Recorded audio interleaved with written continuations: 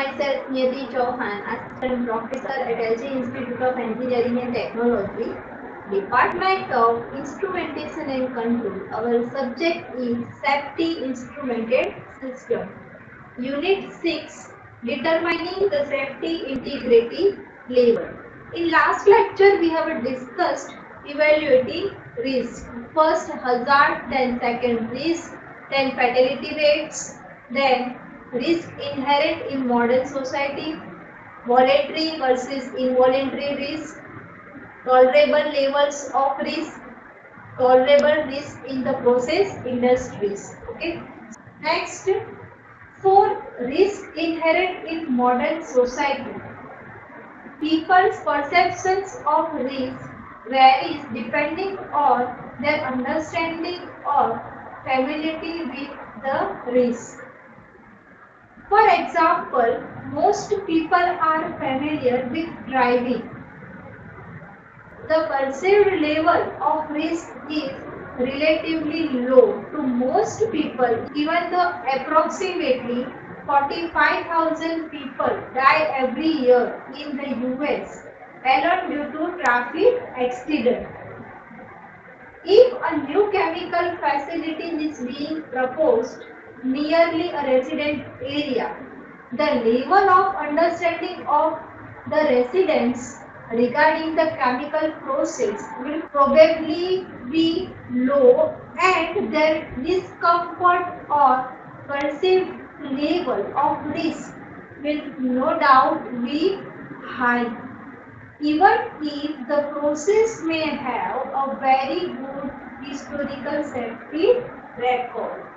Perception of risk will also vary in proportion to the number of possible deaths associated with a particular event. Accidents involving the chemical industry, however, frequently do involve multiple facilities. Bhopal was the worst day with over 3,000 deaths and 2 lakh injuries. The overall risk associated with working in chemical plant can be shown to be less than the risk of driving. Number 5. Voluntary versus involuntary risk. There is a difference between voluntary and involuntary risk. Example of voluntary risk: be driving car and so on. Okay, so this is the example of voluntary risk.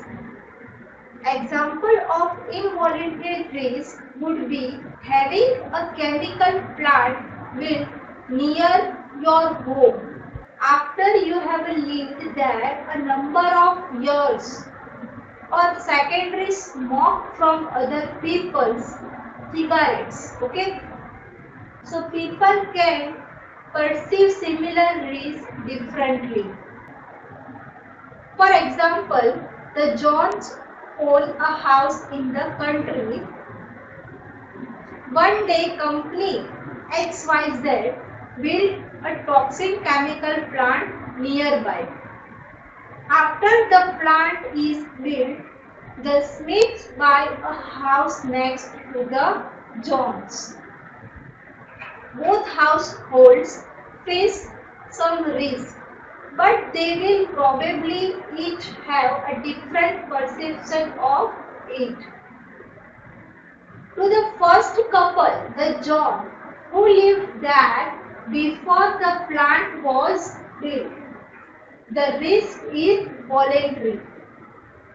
To the second couple, the Smith, who bought their home after the plant was built, it's voluntary. To the first couple, the Johns, who lived there before the plant was built, the risk is involuntary. The risk is voluntary. Okay, so they have taken risk as a involuntary risk. But for second couple, and its name Smith, who bought their home after the plant was built. So it's a voluntary. And first couple for involuntary. Okay. Number 6.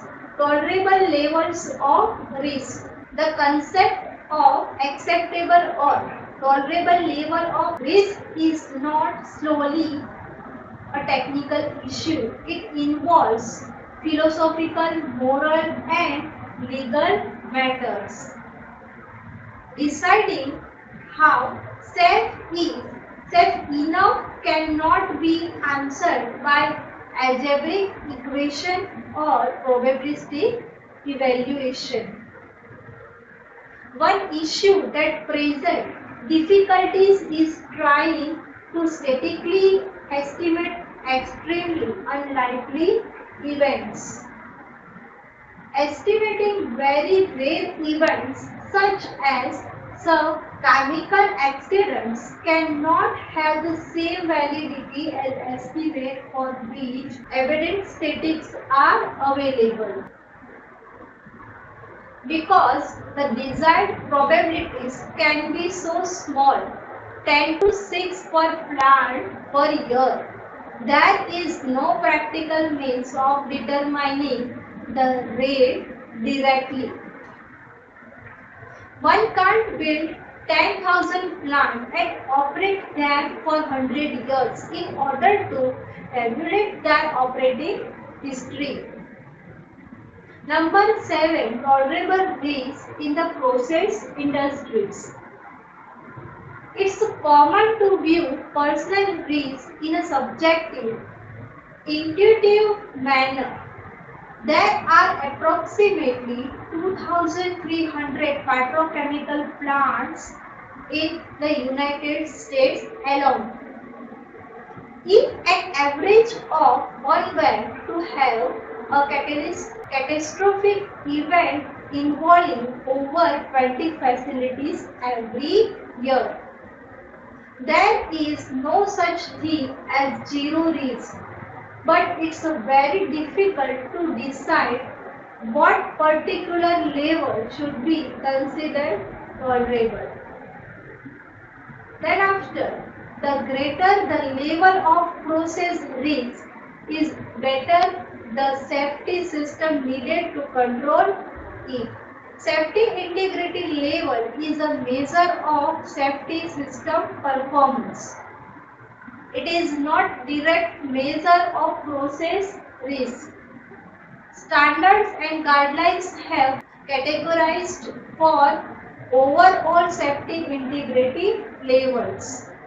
The basis for the performance goal listed in Table 2 and Table 3 have been subject controversy. So here you can see table of safety integrity level. First column for safety integrity level, that is 1, 2, 3, 4. Then second for probability of failure on demand, PFD, right? When SIL is 1, at that time PFD 0.12, 0.01, okay?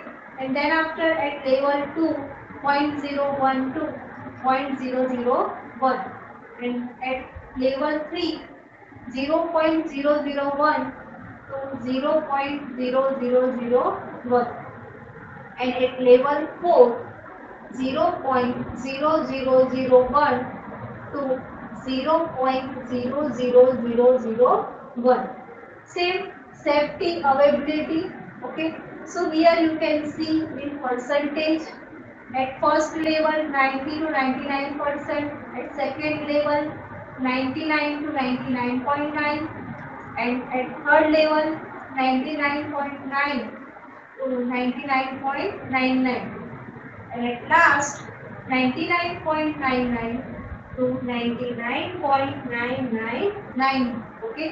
And risk reduction factor. So for risk reduction factor, you can see at first level 10 to 100, and for second level 100 to 1000, and third level 1000 to 10,000, and at last level 10,000 to 1 lakh, okay? So here you can see safety integrity levels.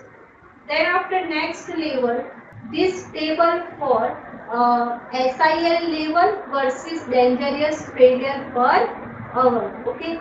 So at first level, less than 10 is to minus 5 and greater than equal to 10 is to minus 6. So at level 2, greater than equal to 10 is to minus 7 and less than 10 is to minus 6. And level 3, greater than equal to 10 is to minus 8 and less than 10 is to minus 7. And at last level, greater than equal to 10 is to minus 9 and less than 10 is to minus 8. So here we have told about field devices are included above performance requirements. Okay. And this table for safety integrity level and required safety system performed for continuous mode system. Different people use different terms to describe system performance. The ISA SP84 committee purposely used a different term since the safety standards are referring to a completely different type of performance. The complement of safety availability is referred to as the probability of failure on demand, PFD. The reciprocal of PFD is called the risk reduction factor, RRF. Means RRF is reciprocal of PFD. For example, risk reduction factor of 110,000 is obviously 2 order of magnitude. Safety availability of 99% and 99.99%. The following sections describe the various methods of determining the required safety integrity level based on process risk issue. The methods are described in both IEC 61508 and 61511 standards. If you have any question in this session, then you can ask me. Thank you for watching video.